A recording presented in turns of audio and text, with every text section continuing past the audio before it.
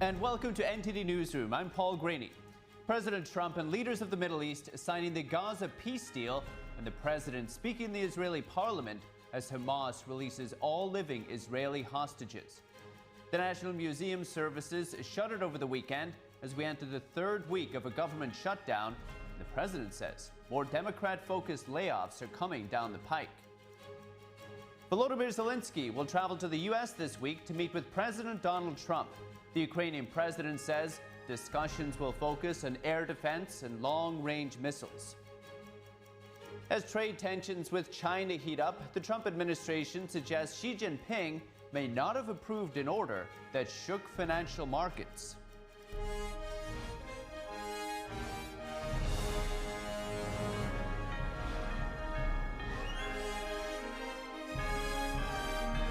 This is NTD Newsroom, live from our global headquarters in New York City.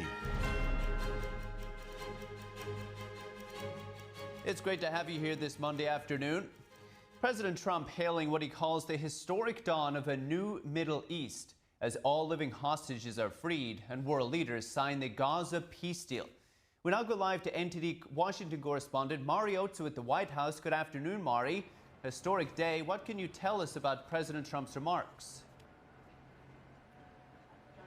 Paul, good afternoon. Yes, a historic day indeed. And President Trump is saying that phase 2 of that 20-point Gaza peace deal has already started.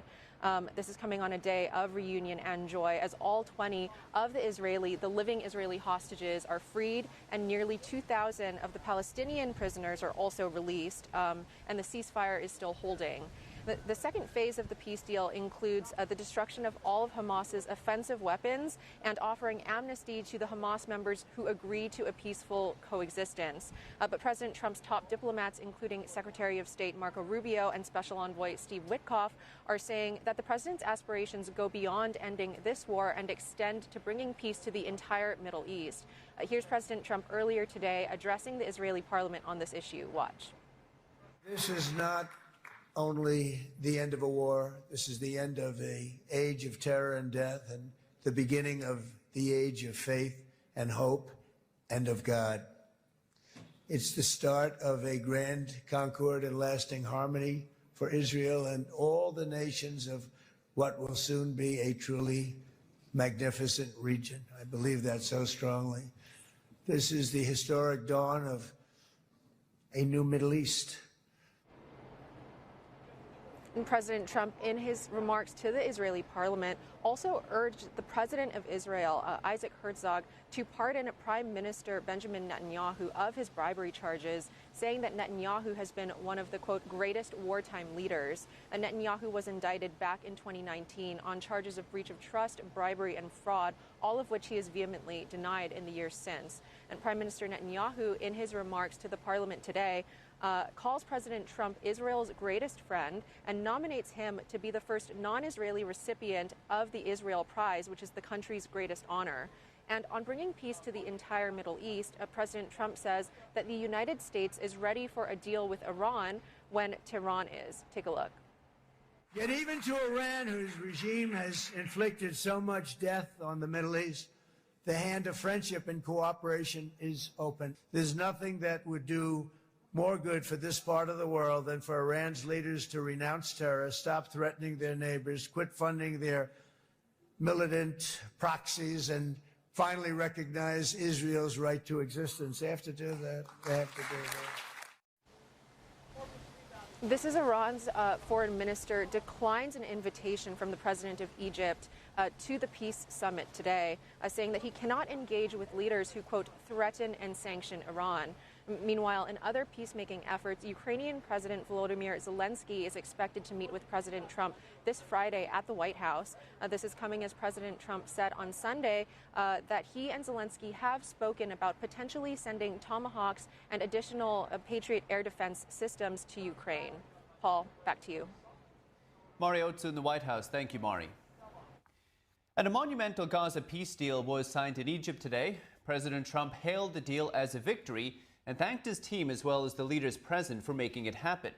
In his speech following the signing ceremony, President Trump announced a new beginning for the entire Middle East. Let's take a listen to his speech. General, Mr. President. Great General, great President. Thank you very much. This is the day that people across the region and around the world have been working, striving, hoping, and praying for. They have done things over the last month that I think were really unthinkable. Nobody thought this could happen. With the historic agreement we've just signed, those prayers of millions have finally been answered.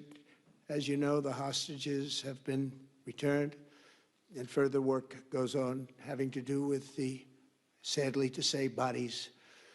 Together we've achieved what everybody said was impossible. At long last, we have peace in the Middle East, and it's a very simple expression, peace in the Middle East, and we've heard it for many years, but nobody thought it could ever get there, and now we're there. I want to congratulate everybody sitting in these first few rows and standing behind me. I don't know why they chose to stand, but I promise I'll make it short, okay?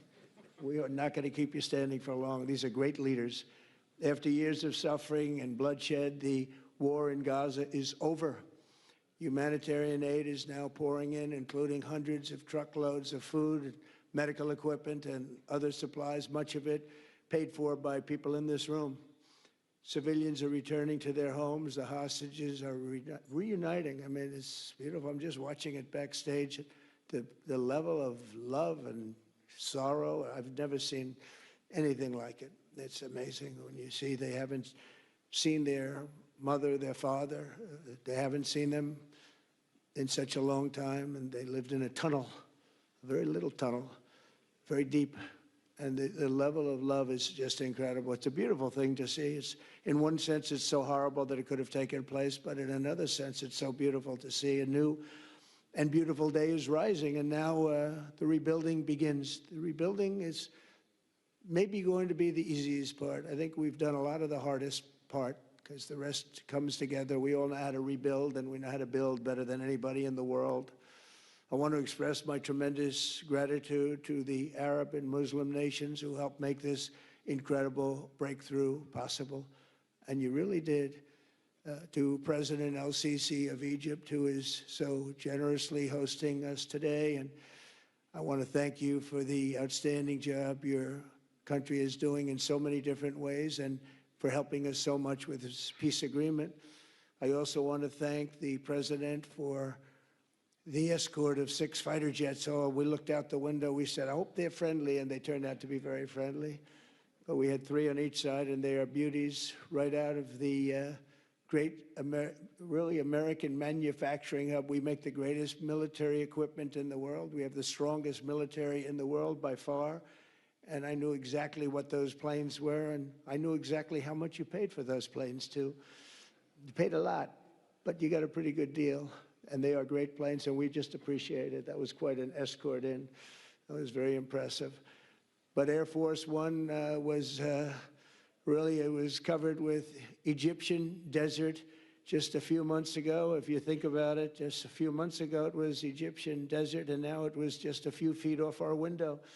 And it was a spectacular sight, and I appreciate it very much. Really, that was pretty good. You got our people by surprise. I don't know if they were thrilled right at the beginning, but they were thrilled as we sailed along very, very calmly and safely. And I'm deeply honored to receive from you, Egypt's highest state honor, the Order of the Nile. The Nile is so beautiful, so magnificent. It's such a beautiful title, the Order of the Nile. Thank you very much, Mr. President. Appreciate it. Great honor. I also want to give a very special thanks to the Emir of Qatar, a man who's outstanding. He's been a friend of mine for a long time, long before politics, and he's a fantastically respected man. His Highness Sheikh Tamim is respected by everybody. He's respected by everybody, and in the most positive way, not only because of power, because of his heart. He's got a tremendous heart, and he's a great leader, and his country loves him. Thank you very much for being here. It's an honor. Let me also express our condolences to the Qataris on the tragic car crash that claimed the lives of your cherished diplomats, some of whom were known by our people, and they were supposed to be incredible people. So please extend our sorrow and best wishes. That was tough. That was really tough. On this extraordinary occasion, I also want to give our sincere thanks to President Erdogan of Turkey. He's always there when I need him. He's such a tough guy. He is tough as you can be, but we love him. And when they have a problem with you, they always call me to handle it. And usually I come through. We just have a good relationship, and we have from the beginning. And so I want to thank you very much and say hello to your wife, your beautiful wife. And it's great to be with you. Always there. When I need him, he's always there. Thank you very much, Mr. President. And I also want to thank, I just spoke to him on the phone, His Royal Highness Crown Prince Mohammed, Saudi Arabia, a special friend of mine. Boy, he's come so long and so far, and he's doing a fantastic job for his country. And I want to just thank him. And His Highness Sheikh Mohammed of the United Arab Emirates is here. Where? He's here someplace. Well, oh, he's not here, but he's here in spirit, I can tell you that. And he's been another one. He's been absolutely incredible, and we appreciate it very much. And His Majesty King Abdullah of Jordan, and thank you very much, King Abdullah of Jordan. He's here. Thank you. Thank you. Thank you very much. And you really have been a great helper. We appreciate it. Appreciate it. Prime Minister Sharif of Pakistan, and also I have to say my favorite Field Marshal from Pakistan, who's not here, but the Prime Minister is here, and you're going to give his regards. Where are you? There you go. Thank you very much. Do you want to say what you said to me the other day?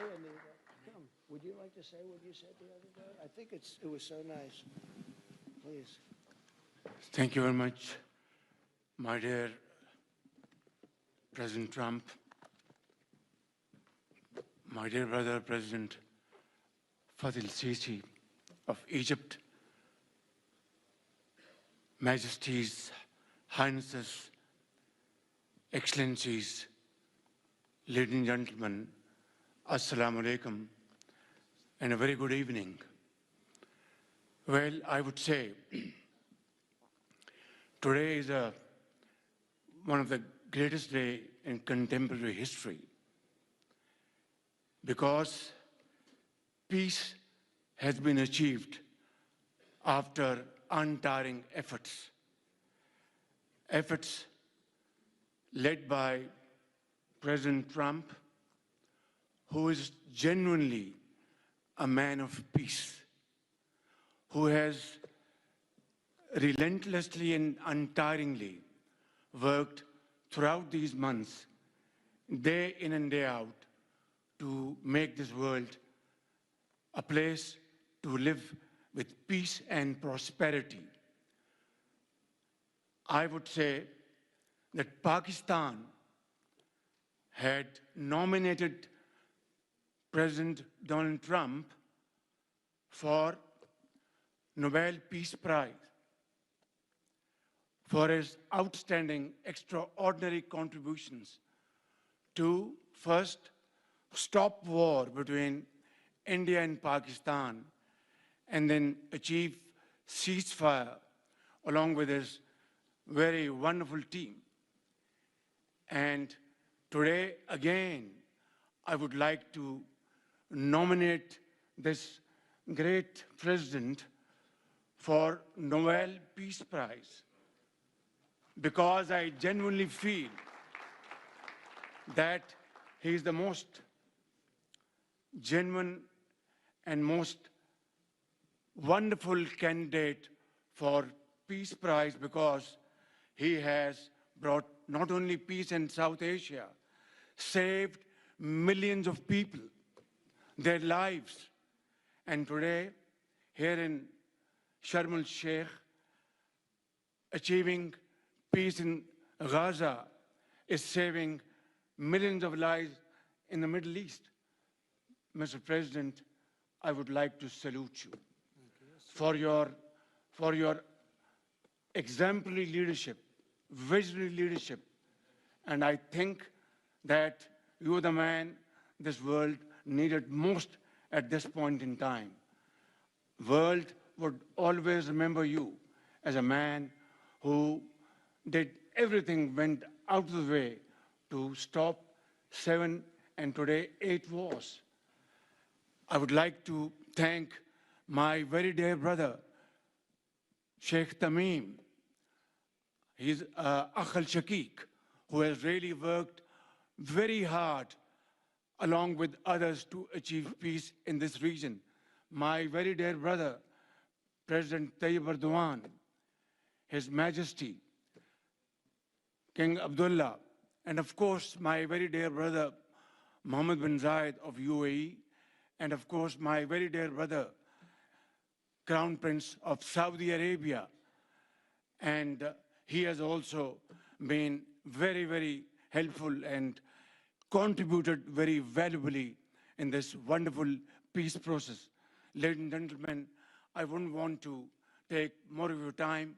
Suffice it to say, had it not been for this gentleman, not only, who knows, India and Pakistan are both nuclear powers.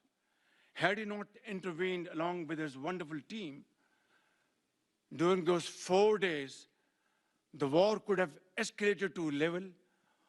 Who would have lived to tell what happened?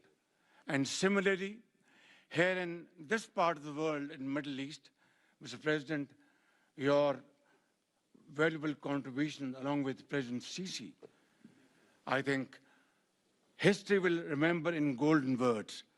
I wouldn't say more, except God bless you, God give you long life to serve like this for all time to come. Thank you very much.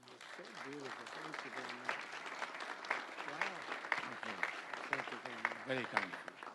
Thank you. Wow, I didn't expect that. Let's go home. There's nothing more. And that was a replay of President Trump and world leaders signing a Gaza peace deal in Egypt. And now we're bringing in Brian Leib, a foreign policy analyst and CEO of Henry Public Relations. Brian, good afternoon. Good afternoon. Happy to be here. Brian, quite the moment for the Middle East. There's a lot of hope for peace there and quite the solidarity being shown among world leaders during Trump's speech.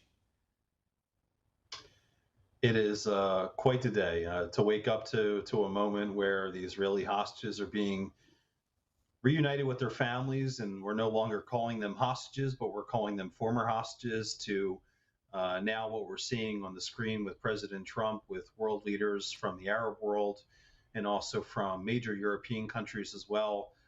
We really are on the cusp of a new day and a new dawn in the Middle East.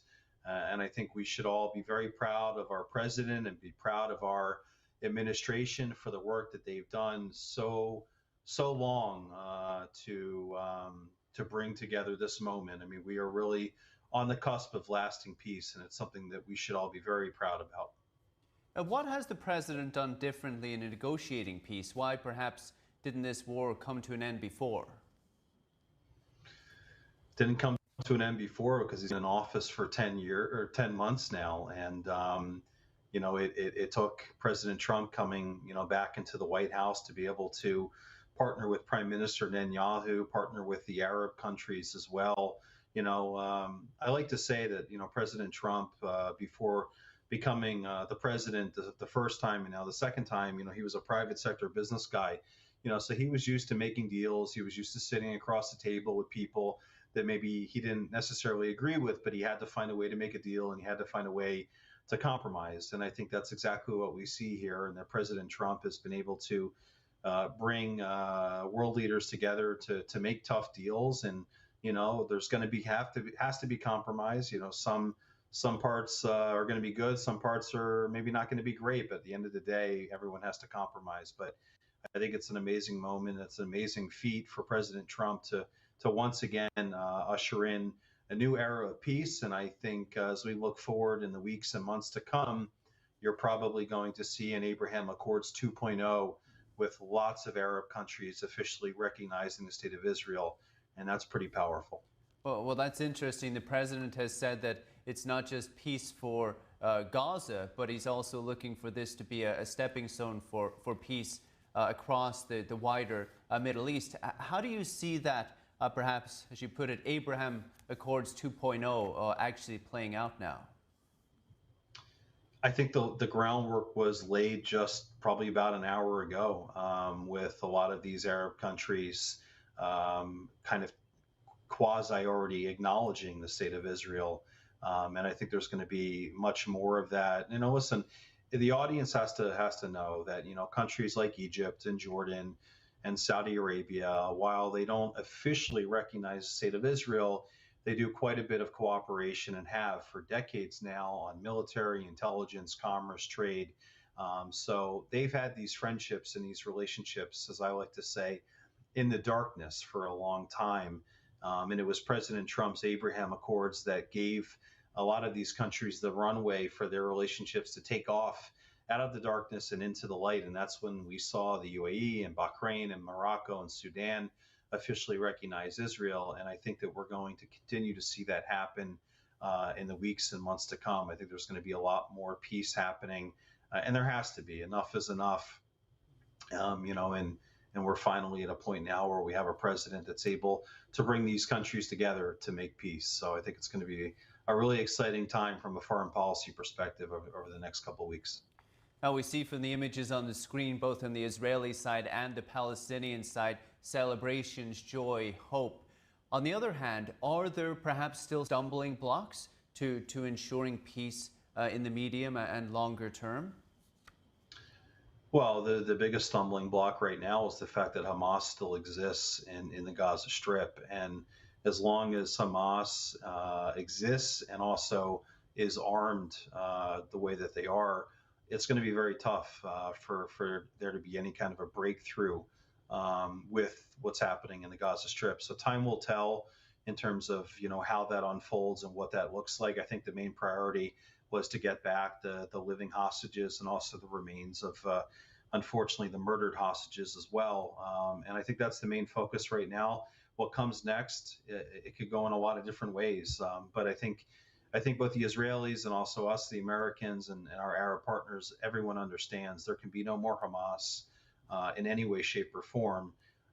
So we'll see how Hamas reacts to that, because, again, the Israelis, they did a good job in getting rid of quite a bit of Hamas, but there's still probably anywhere from 15 to 20,000 Hamas troops or you know, Hamas members that are still in the Gaza Strip, and that's a big problem. That's going to be a big impediment to peace actually happening in the Gaza Strip. So we'll see what happens in the coming weeks. Yeah, Brian, because I know part of Trump's 20-point plan was to ensure a de-radicalized, terror-free zone in Gaza. And as you said, we're not exactly there just yet. Now, the president, throughout the process, has shown concern for both Israelis and Palestinians in the war. How has this display of universal respect for life impacted negotiations? Well, listen, I think whether it's the president or whether, you know, I think we all, you know, have a deep appreciation for human life. But I think where a lot of us draw the line is with Hamas. And, you know, when Israel, you know, was going after Hamas and Hamas was using their own people as human shields, I mean, that was horrible. I mean, it was really horrible. And this is who Hamas is. This is who they've always been. So I don't know if there's going to be able to be like this de-radicalization of Hamas. If in fact, I don't see it happening. I just don't see it happening. So I'm not sure what the future holds for Hamas, but certainly there are Palestinians. I hope and I pray that want to have peace with the Israelis, and I know the Israelis have wanted to have peace for many years. They routinely have shown up at the negotiating table. Don't forget, the Gaza Strip is a pretty big example of what the Israelis were willing to do to have peace. They uprooted tens of thousands of Israelis from the Gaza Strip and gave the land to the Palestinians as a massive olive branch for peace. And unfortunately, the Gazans elected Hamas a year later, and it's been 15 years of what we've seen. So I think the Israelis want peace. I think the Arab countries want peace. I'm not sure if the Palestinians want peace, if I'm being honest with you. And if they want peace, I think they're going to find their Israeli partners want to have peace as well. But time will tell in terms of how all of this unfolds. But I think the biggest news of the day, and I mentioned this in the beginning of our interview, is the fact that 20 hostages, and you're seeing on the screen right now, they're being reunited with their families after 700 plus days living in the worst type conditions possible. And now they're being reunited with their families. And it is a beautiful moment. I don't care what side of the political spectrum you're on, the left, the right, the center. It is truly remarkable to see these families being reunited after 2 long years. Absolutely. Brian Lai, appreciate it, sir. Thank you. Thank you so much. Have a nice day. And still to come, National Museum services shuttered over the weekend as we enter the 3rd week of a government shutdown. And the president says more Democrat-focused layoffs are coming down the pike.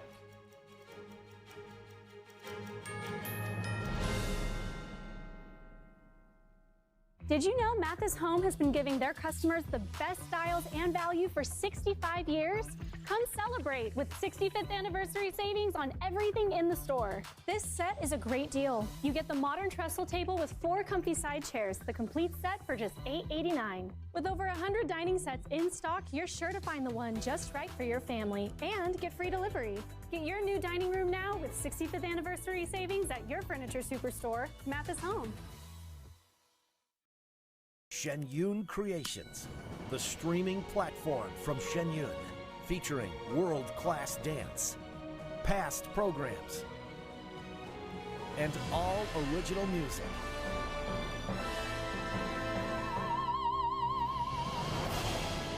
Masterclasses, behind the scenes, comedy, and more. Explore shenyuncreations.com. Say goodbye to harsh, bitter coffee and hello to a delicious, smooth brew.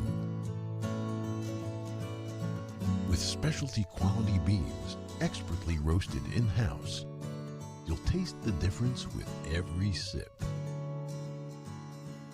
Fermented with a blend of 50 enzymes, Days Coffee delivers a rich brew like no other. Made with the highest grade specialty beans available, you're sure to taste the difference. Elevate your morning with Days Enzyme Fermented Coffee. I'm excited to announce that we're having our biggest 3-in-1 sale ever with a limited edition product, a back-in-stock special, and a closeout deal you won't find anywhere else. So go to MyPillow.com or call the number on your screen. Use your promo code to get our MyPillow bed sheets only $29.88. Any color, any style, any size, even kings, regular $119.98, only $29.88. Once they're gone for good. How about our My Towels? They're finally back in stock, but not for long. Get a 6-piece My Towel set, regular $69.98, now only $39.98. And for the first time and the only time ever, get our limited edition premium My Pillows. They're made with Giza cotton and designer gusset. Queens $17.98, Kings only $19.98. So go to MyPillow.com or call the number on your screen. Use your promo code to get the best offers ever. Quantities are extremely limited, so order now.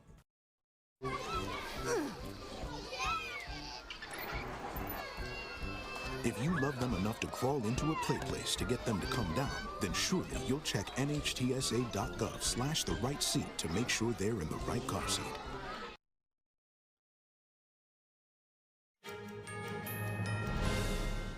Welcome back. I'm Paul Graney. Popular D.C. tourist attractions were closed over the weekend as the government shutdown entered its 3rd week. Now, Vice President Vance talks about waste and fraud within the healthcare program that Democrats want to extend. That makes future negotiations a little more tricky. NTD's Melina Weiskup reports. Washington, D.C.'s National Zoo, along with 19 museums and research centers, closed their doors on Sunday. They've run out of funds to keep operations going smoothly. The administration has started mass firings for federal employees. A court filing states that over 4,000 employees would be fired, noting that the situation is rapidly evolving. President Trump previously said cuts will target Democrat priorities. We're we'll be cutting some very popular Democrat programs that aren't popular with Republicans, frankly, because that's the way it works. They wanted to do this, so we'll give them a little taste of their own medicine. The president over the weekend directed the Secretary of War, Pete Hegseth, to use all means to ensure troops are paid this week. He urged Democrats to first vote to reopen the government. Then he says we can work together to address health care and many other things that they want to destroy.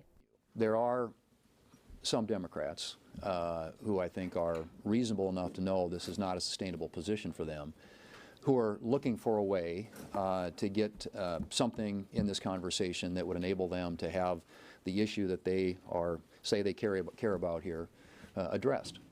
Most Democrats, however, remain unwavering in their stance that health care negotiations come before reopening. Senator Mark Kelly said a simple vote to extend Obamacare subsidies wouldn't even be enough to secure his vote. These are not easy decisions, but we can work this out together. The administration seems to want the same thing. They want the government open. The president said he wants to solve this health care issue.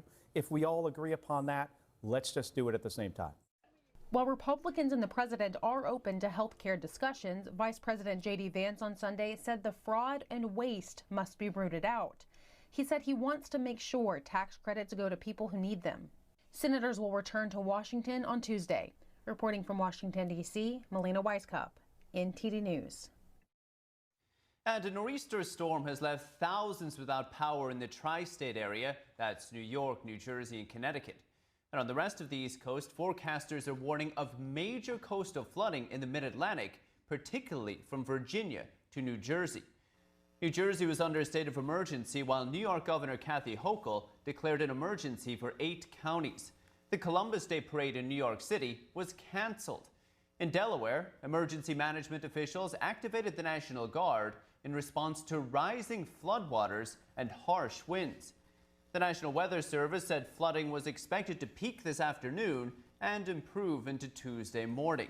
Wind gusts exceeding 55 miles an hour remain possible along New Jersey, Long Island, and southern New England. And U.S.-China relations taking sharp turns in just days after Beijing's sudden rare earth restrictions last week. Now, over the weekend, President Trump softened his tone in a post on Truth Social, stating, "Don't worry about China," and that Chinese leader Xi Jinping just had a bad moment. Less than 48 hours earlier, Trump just vowed hefty new tariffs on China, pushing total rates to about 130% over what he called Beijing's trade hostility. Beijing then fired back on Sunday. NTD's Flora Hua has more. President Trump posted the latest update on Truth Social after Beijing pushed back on his tariff hike threats. The Chinese Ministry of Commerce responded earlier on Sunday. It did not threaten any specific tariffs on U.S. goods in retaliation, but said China is not afraid of a trade war with the U.S. It also said China's new export controls don't constitute export bans, adding that applications meeting China's standards will be approved. Beijing also warned that applications for military-related purposes will be denied. Beijing's new restrictions target a wide range of rare earth products.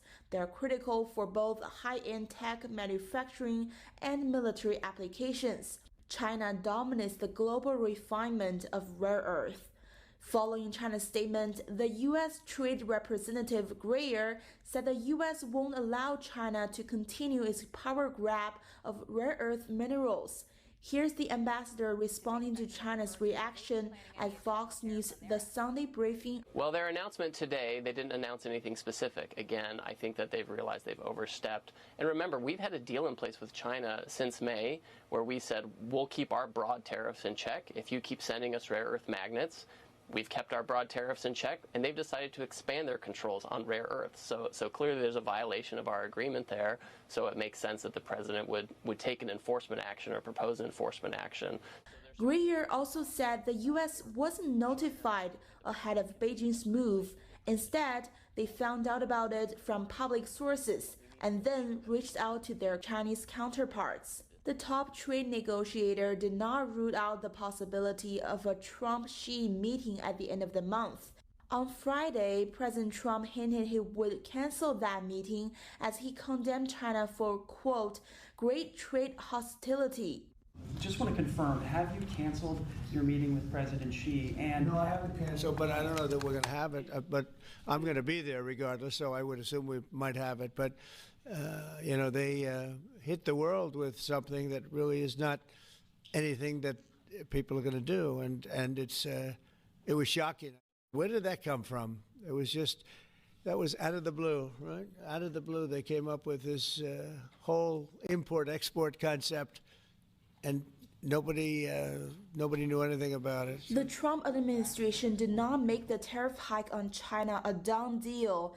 Back in China, insider sources hint the Chinese regime might be going through a big power shakeup. A former CCP official said insider sources informed him that Xi might suffer a stroke earlier this week. NTD cannot independently verify the source. President Trump's remark that some very strange things are happening in China has fueled speculations. We will keep you updated. Flora Hua, NTD News. And more on U.S.-China trade tensions. Treasury Secretary Scott Bessent said President Trump was on track to meet with China's Xi Jinping in South Korea. Bessent said there were substantial communications between the two sides over the weekend. Here's the secretary during an interview on Fox News. China, this was a provocative move. We have substantially de-escalated. President Trump said that the tariffs would not go into effect until November 1st. He will be meeting with Party Chair Xi in Korea. I believe that meeting will still be on. This is China versus the world. They have pointed a bazooka at the supply chains and the industrial base of the entire free world. And, you know, we're not going to have it. China is a command and control economy. They are neither going to command nor control us. Bessent said the 100% tariff does not have to happen. He said despite the tariff announcement last week, the relationship with China is good. Adding, quote, lines of communication have reopened, so we'll see where it goes. Bessent also said there will be lots of staff-level meetings in Washington this week. Those will happen on the sidelines of the World Bank and International Monetary Fund annual meetings in Washington. Bessent said the U.S. expects support from allies including Europeans, India, and democracies in Asia. And joining us now is Daniel Akaye, chief economist at the Tresses Hedge Fund and author of many books, including Freedom or Equality. Daniel, it's been a long time. Great to see you. Hi, great to see you, Paul. Daniel, major U.S. stock indexes all in the green today. How are investors looking at these worsening trade tensions between the U.S. and China? Obviously, there was a little bit of nervousness on Friday, and it came after markets had rallied so aggressively since the tariff tantrum. But in essence, what many people understand is that this is a negotiation, and that there are lots of media messages saying that China doesn't need the U.S. and that China can do whatever it wants. That is not true, and it's proven by the messages of the Chinese officials throughout the weekend, and also at the same time a lot of hype and a lot of negative messages about the Trump administration, saying that the Trump administration suddenly out of the blue implements tariffs. Everybody can see that this is a reaction to an uncalled and completely unnecessary measure from China. No? So I think that what we're seeing is basically the evidence of a negotiation in real time, and investors understand it. That's why today markets are seeing the strongest rally since May. No? Yeah, indeed, Daniel. I think of anyone, investors keep their finger on the pulse of this type of thing and try and forecast these things. So really a lot of this has been priced in. But Daniel, regardless of how this latest tit-for-tat spat goes, do you see the U.S. and perhaps the rest of the free world moving faster to decouple from China? And if you do, what does that mean for investors? Well, all this is proving that, unfortunately, the Chinese regime has not delivered on its promise to be a reliable and safe supplier. I think that everybody understands that the West cannot simply rely on China for rare earths and for essential components like chips. And that is a very unfortunate reality of an economy, the Chinese one, that has been closing instead of opening in the past 7 years in particular. So obviously, what is the number one thing that everybody understands? First, rare earths are not rare. There are plenty of them. So the thing that needs to be addressed from Western nations is the decision to develop those resources and do it quickly. Number two, technology. I think that everybody understands that supply chains cannot be so limited in some parts of the spectrum, like in the case of technology, and therefore that production of chips and that technology needs to be a lot more varied. So Scott Bessent said it very, very clearly. We have understood that you just simply cannot rely on one single nation for the supply of essential components, because it's a matter of national security. So all of this is changing the entire landscape, and investors are looking for the next story. Everybody is looking at where is it going to be that can get the competitive advantage to deliver on the development of rare earths, to get a more flexible supply than what exists right now. And second, who is going to be the winner in the technology battle, and who is going to develop and build the chips that are going to, strengthen the competitive advantage of technology giants. Obviously, the bet right now is very simple. Everybody, or at least the vast majority of investors, are betting that it will be the very, very large US companies. And I think that that is one of the reasons why the move in the index is so concentrated on those 7 technology giants. Well, Daniel, I'm somewhat glad that it's not just us in the news industry who has to watch these things so closely. You investors also are keeping your eye on these things too. Daniel, but after China ordered that significant restriction, you say they're not rare, but they are controlling a lot of the production of these rare earths. Trump said that China was weaponizing a monopoly that it's built up over years. But Trump also said that the U.S. has a monopoly positions much stronger and more far-reaching than China. What does Trump mean when he says that? Well, what he is saying is that China has shown to the world, and the world has finally understood, that China's Achilles heel is the enormity of the working capital challenge that exporters in China face if they don't sell to the United States. So what President Trump is basically saying is that without the United States and without the United States technology giants, China is playing a control game that only ends up backfiring and generating a domino effect that ends up hurting its exporters, its manufacturing sector, and also its citizens, because domestic demand, let's be fairly honest, in China is exceedingly weak. So I think that all of that is what President Trump is trying to say, that in terms of technology, in terms of market, in terms of the ability to get the origination of credit for the development of so many manufacturing and technology giants in China, all of that also needs the United States.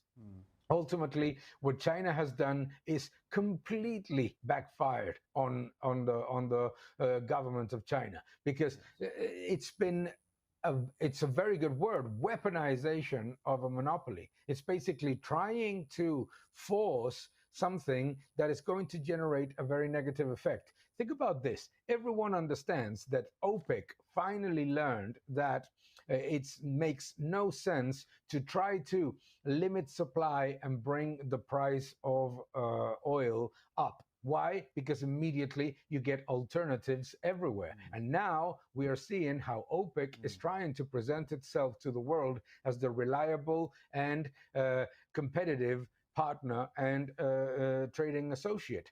China is doing the opposite. China is actually hurting itself and shooting itself in the foot by weaponizing its monopoly on rare earths. That anyone that looks at the world understands is not a monopoly, because it's something that can be quietly but very, very, very rapidly developed all over the world.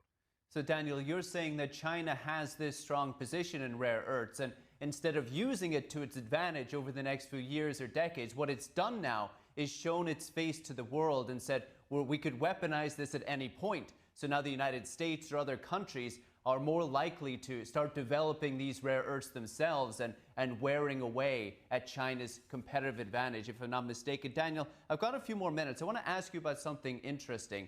An interesting take. We saw the price of gold hitting all-time highs. It was something you predicted on this show a long time ago.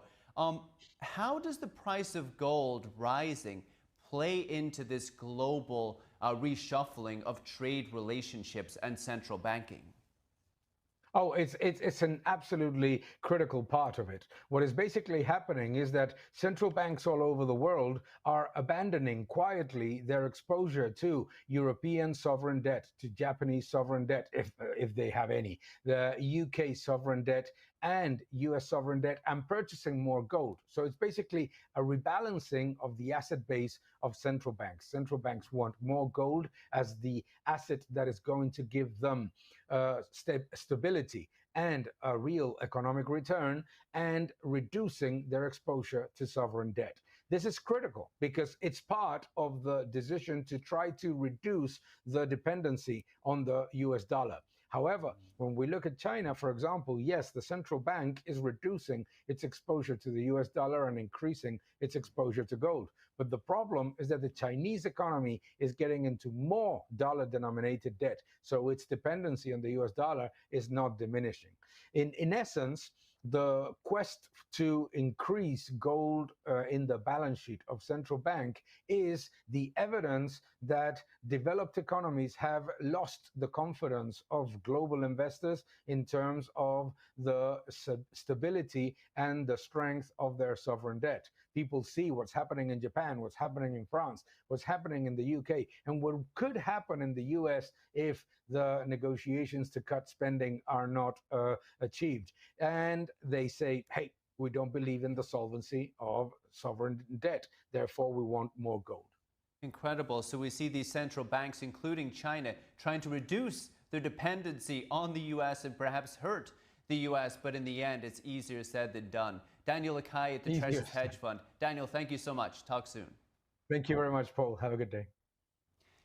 And still to come, all 16 victims in a Tennessee factory explosion have been identified, according to authorities. Why they say the investigation could take a long time, we have that and more after the break.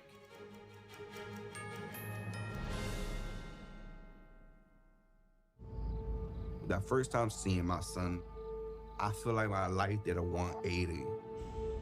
I was already trying to change my perspective of life and really just be a father figure that I never had. Being present is the most important part. I'm still growing every day, becoming a better version of myself, to be the better mirror for my son. I mean, he's just growing. He's becoming his own person. Man, at first I saw him dance, bro, he brings the vibes, you know what I'm saying? He brings the party no matter what.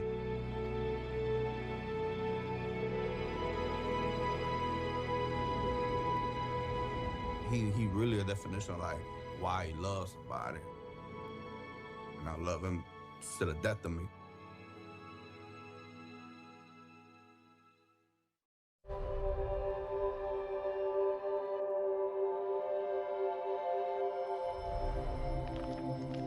My 15-year-old son, Ethan, and I had a fun and relaxing morning. We returned home, and Ethan walked to his best friend's house an hour later. I heard the ambulance scream by the street, carrying my beautiful boy. Ethan was shot in the head in his best friend's house with an unsecured gun. He had zero chance of survival. The father, the gun owner, he stored his 3 guns and bullets in a shoebox.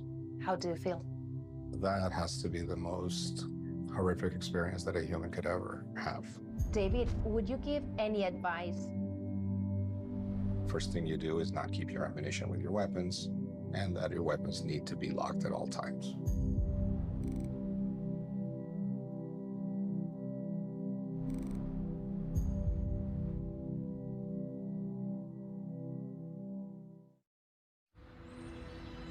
During high school, I hung with the wrong crowd and I never graduated.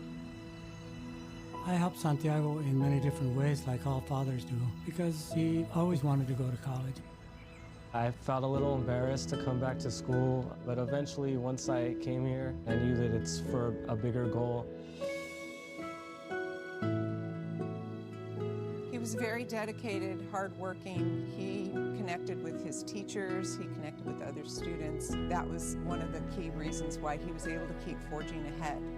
It was amazing to see him graduate. This was one thing that meant so much to him, and of course, it meant so much to us too.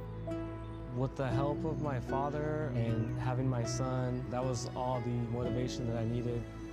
That support is everything. Find free adult education classes near you at finishyourdiploma.org.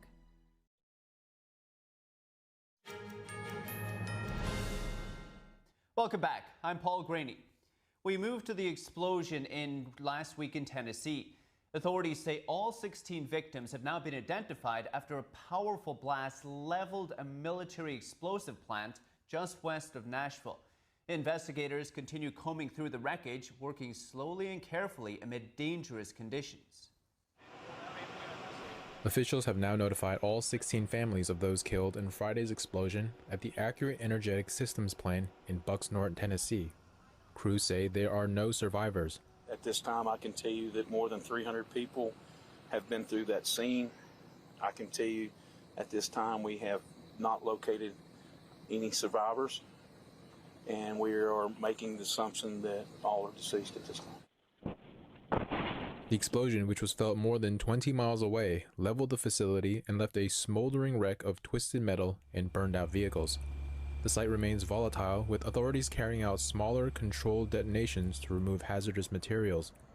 Tennessee Governor Bill Lee said Sunday the investigation would continue. We will work until there is no work left to be done to try and find the answers that need to be found. Lee earlier toured the site by helicopter and praised the response from the local and federal governments, as well as the affected community. The nation has seen this tragedy, and they've been incredibly responsive. And what's all the way down to the local community, the response has been tremendous. Just a few miles away at Maple Valley Baptist Church, worshipers gathered Sunday to pray for the victims and their families. Pastor Jimmy Andrews led the service. There's a somber kind of vibe right now in the community, just because of so many lives that have been affected by it. It's going to take time, and it's going to take all of us banding together. But I know with this church family here and the other church families around, we'll come together. The Accurate Energetic Systems facility produced explosives for military use and has faced several small fines for safety violations in the past. Investigators from the FBI and the ATF are working to determine what caused the blast, a process that could take weeks or even months because of the explosives on the site. And 2 people are dead after a small plane crashed in North Texas. And we want to warn you, some people may find this video disturbing. The crash happened Sunday morning near Fort Worth, Texas, not far from Hicks Airfield. Surveillance video from a nearby business captured what happened. The plane's wing touches the pavement before it crashes into a parking lot where trucks and campers were parked. The collision triggered a huge fireball. The 2 people on board died. It's unclear where the flight originated from or where the small plane was going. The Federal Aviation Administration and the National Transportation Safety Board are investigating what happened. And JP Morgan Chase has unveiled plans to hire more bankers and invest up to $10 billion in U.S. companies considered critical to national security. The move is in part of a broader 10-year, $1.5 trillion initiative. The investment is intended to facilitate and finance industries central to the growth of the American economy. Those sectors include defense, energy, and advanced manufacturing. The announcement comes as the Trump administration looks to modernize infrastructure and reduce dependence on foreign supply chains. Pharmaceuticals, semiconductors, clean energy, and rare earth minerals are among the industries in focus. JP Morgan says it will establish an external advisory council composed of public and private sector leaders. And the Nobel Prize Committee has awarded the 2025 Economics Prize for work on innovation-driven economic growth. Here's what that announcement had to say earlier. With one half, the prize goes to Joël Moncure for having identified the prerequisites for sustained growth through technological progress. And the other half, jointly, to Philippe Baguion and Peter Howitt for the theory of sustained growth through creative destruction. Each year, 6 Nobel Prizes are awarded in physics, chemistry, physiology, or medicine, literature, peace, and economic sciences. The Economics Award is the final Nobel Prize to be given out this year. And Ukrainian President Volodymyr Zelensky will travel to the U.S. this week to meet with President Donald Trump. The meeting between the two leaders follows Trump's threat to Russia that he'd supply Kyiv with Tomahawk missiles. Russia has ramped up attacks in recent weeks, targeting electricity and gas infrastructure ahead of winter. The Tomahawks would allow Ukraine to strike deeper into Russian territory more than 3 years into the war. Russian President Vladimir Putin has warned the U.S. against supplying long-range missiles to Ukraine. Zelensky will join a Ukrainian delegation already in the U.S. for preliminary talks. The Ukrainian president added that he would also meet with defense and energy companies and members of Congress. Zelensky said his meeting with Trump could take place as early as Friday. And leaders from Europe, the Middle East, and even political rivals praising Donald Trump for his historic achievement in brokering peace in the Middle East. We have that and more after the break.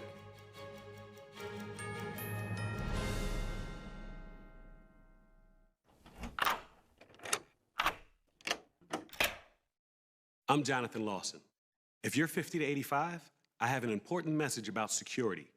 Write down the number on your screen so you can call when I finish. The lock I want to talk to you about isn't the one on your door. This is a lock for your life insurance, a rate lock that guarantees that once you're insured, your rate can never go up at any time for any reason. But be careful. Many policies you see do not have one. But you can get a lifetime rate lock from Colonial Penn. Call this number to learn more. This plan was designed with a rate lock for people on a fixed income who want life insurance that fits their budget and is simple to get. Coverage options start at $9.95 a month, less than 35 cents a day. Act now, and your rate will be locked in for life. It will never increase, guaranteed. This is lifelong coverage that can never be canceled as long as you pay your premiums, guaranteed. And your acceptance is guaranteed, with no health questions. You cannot be turned down because of your health. Call for your information kit and read about this rate lock for yourself. You'll also get a free beneficiary planner. Both are free with no obligation. Don't miss out. Call for information, then decide. Read about the 30-day 100% money-back guarantee. Don't wait. Call this number now. Call now and you'll also get this free beneficiary planner. Use this valuable guide to record important information and your final wishes, and it's yours free just for calling. So don't wait. Call 1-800-357-4821 for your free information. That's 1-800-357-4821. There's no risk or obligation. That number again is 1-800-357-4821. That's 1-800-357-4821. 1-800-357-4821. Call now. I'm excited to announce that we're having our biggest 3-in-1 sale ever with a limited edition product, a back-in-stock special, and a closeout deal you won't find anywhere else. So go to MyPillow.com or call the number on your screen. Use your promo code to get our MyPillow bed sheets, only $29.88. Any color, any style, any size, even kings, regular $119.98, only $29.88. Once they're gone for good. How about our My Towels? They're finally back in stock, but not for long. Get a 6-piece My Towel set, regular $69.98, now only $39.98. And for the first time and the only time ever, get our limited edition premium My Pillows. They're made with Giza cotton and designer gusset. Queen $17.98, Kings only $19.98. So go to MyPillow.com or call the number on your screen. Use your promo code to get the best offers ever. Quantities are extremely limited, so order now.